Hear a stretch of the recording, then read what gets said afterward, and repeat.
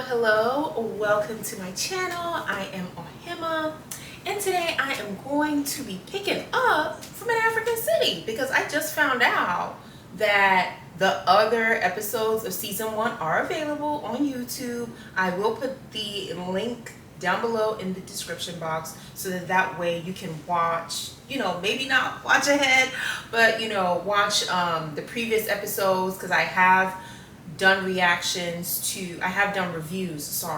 to episodes 1 and 2. I will also put that in the description box below so that way you can check those out, and I will also link this episode that I'm about to review. That will also be in the description box. So previous episode 2, I believe it was called Actual Real Estate. I think that's what it was called. I'm pretty sure that's what it was called. Actual Real Estate.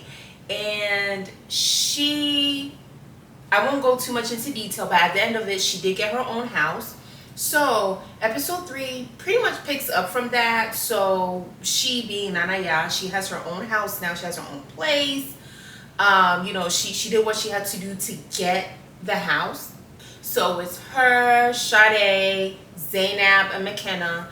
They are all, and Ngozi as well. So the 5 ladies are in Nana Yaa's new place. They're talking about, men, talking about how men need to grow up and start being providers. Then they're talking about different instances where they thought that they had the perfect man on paper, but certain things transpired that led them to believe that actually wasn't the case. Zainab has a situation where she is enjoying a man's company, but he snores. I don't think that should be a reason to not want to deal with a man just because he snores. Because if the man didn't want to deal with you because you snore, then we would feel some type of way about it. So I find it crazy that her deal breaker, so to speak, was because the man snored. Like, yes, she was nudging him because it was bothering her, but I felt that was a silly reason to not continue on with him. My perfect guy with the non-perfect snore. Then the next person is Ngozi, and she mentioned how the person that she was interested in, the man that she was interested in, he would flash her. And this is definitely something that would happen. At least when I was in Ghana, it was a thing. I don't know if it is now, but pretty much flashing is when somebody will call you. You pick up the phone and you say hello, and then they hang up. And even, I believe, Zainab or Sade, one of them mentions how it's done because they want you to call them back. So I can understand if that's the thing that's constantly happening. I can understand why Ngozi is like, okay, why do you keep flashing me? But I feel like maybe that could have been a thing that was discussed, whether it's by text or trying to set up a meeting to talk to the man, like, hey, what is it with you flashing me? Like, why do you keep doing that? I don't like that. Let's try different ways to communicate. So I think Ngozi could have communicated that she didn't like the flashing because, to be honest, it can be annoying. But I do feel like that's something that she could have communicated. So I don't think she really liked the guy like that. Then we go to McKenna. McKenna was dealing with a man. They were having an intimate moment, and the man was like sweating. And she was like, I didn't know if, there was a tsunami on me or whatever, which I get it because he really was like sweating profusely, like all over her. But once again, I feel like maybe that's something that could have been addressed. The girls do mention something about, is there medication for that? Like that was like the bit, because even for the guy that was snoring was like, is there medication for that? I heard there's medication for that. And then they were pretty much saying the same thing with the guy who was sweating profusely. Like, is there medication for that? I heard there's medication for that. But again, I feel like it's something that could have been communicated, but I can't see how that's a turn off. Like, you're in an intimate moment with the person and they're just like sweating all over the place. Like, ugh. So I can understand why she's like, But then again, I do feel like if this is someone that she really liked, she probably would have brought it up. Because again, we all have flaws. So I do feel like that's something that probably should have been brought up, but I understand why she's like, okay. Because again, even though it was shown for one instance, we don't know if this is a thing that was constantly happening. So if it was a thing that was constantly happening, I get it. But once again, just communicate with the person like, hey, you're sweating a lot and it's ruining the vibe. You know, maybe that's something that you should work on. Get taken care of. Then Sade doesn't have a flashback. She just mentions how she had a situation where a guy kept pulling on her hair and like, you know, almost pulled out a track. And it's like, okay, once again, communicate. I can understand how that can be an issue because, you know, in a lot of cases, you're paying a lot of money for your hair. So I can understand where it's like, okay, careful with the hair. Don't pull my hair out. So I can understand. But once again, I feel like that could have been communicated. But again, if Sade wasn't really into the person like that, then it's like, okay, she just wasn't really into the person like that. And then Nana Yaa, this is where we actually get into, because like the title of the episode is referenced a lot. And this is where Nana Yaa mentions, you know, like there's this guy that I really, really like, Kofi. And you know, they're enjoying each other's company, and you know, the morning after, every single time that he needs to go to the bathroom, he announces it. But he's like, I need to take a dump. I'm going to go take a dump. And it's just like, oh. So that is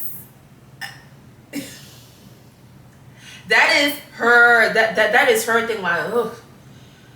And then Sade just being petty is like, Nana Yaa, I think you should dump him. So it's like, ugh, okay, childish. But you know, they get a laugh out of it. And Nana Yaa's like, no, seriously, do you guys think that I should get rid of him? So she was serious. They were laughing, but she was like, no, seriously, like, what do you guys think that I should do?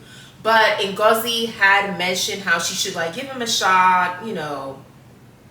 Why not? Give him another shot. Why not? So the next day, Nana Yaa and Kofi, they meet again. They're making out, all that stuff, to the room. And then once again, we have the next day. What does he do? He says it again. I'm gonna take a dump. And it takes her a minute. She's like, Kofi. No. You can't do that here. She stops him. Like, he's already out of the bed. She also hops out and she's like, no. You can't do that here. He's like, why? What's the problem? I need to use the bathroom. And she's like, you keep saying that you need to take it off. I feel like you can say it in a different way. Like, I need to use the bathroom. I need to use the bathroom. I need to use the restroom. I need to use the lavatory. So he, you know, he fixes it up a little bit. He's like, okay, can I go to the lavatory? And she's like, too late. And then she just throws his shirt. And he's like, you need to leave. It's like, okay, I understand. Like, that can be, like, why would you say it that way? So I understand, but it's still just like, getting rid of somebody because of the way that they say that they need to go to the bathroom just seems juvenile. Because again, if the tables were turned, we would be very, very upset. Like, well, you know, you don't like women anyway, and this and this and this. So I can see both sides, but it's just like, I feel like that's something that could have been discussed before. Probably should have been discussed with him before bringing it up to the girls. But again, I get it. There probably are some people out there like that. I don't know any personally, but there probably are some people out there like that. That's like, oh, well, you know, if you say that you need to go to the bathroom in a way that's very, very direct, I don't like it. And I can't deal with it because I guess her thing was that every single time that she wants to, she just doesn't want to have to always see him and think of that. So, understandable. So at this point, Nana Yaa and Ngozi, they're at a bar, having a good time, talking. Nana Yaa is telling Ngozi about what happened, and they're just being really childish, just making sounds that you would hear if somebody was handling their business in the bathroom. Just being really, really silly. And then two men walk in. One of them is Shagun. The other guy, he just goes and sits somewhere. the guy's name is Shagun. And, you know, it's kind of like, But, you know, as she's talking with Ngozi, he just comes over and he talks to her. He talks to Nana Yaa, like, oh, I didn't know you were back. And she was like, yeah. And he's like, you know, so, you know, I hope we have you here for good. And she was like, yeah, I'm here for good. You know, small talk, all that kind of stuff. And he's about to walk away, and then he turns back away. He turns back and he kisses her on the cheek, and she's just like she gets the feels. And then he walks away. And then while this is, you know, as he walks away, Ngozi's asking her questions. She's like, you know, why did you end it with Kofi? Like, you know, are you okay? Why did you end it with Kofi? And she's like, because Kofi is not my, it's not my one. It's not my real one. It's not my true love, so to speak. And then she also says, Kofi is not Shagun. So Shagun is pretty obviously her ex. And that is pretty much how the episode ends. So it's like, you know, is she going to get, you know, are her and Shagun going to like meet up later on?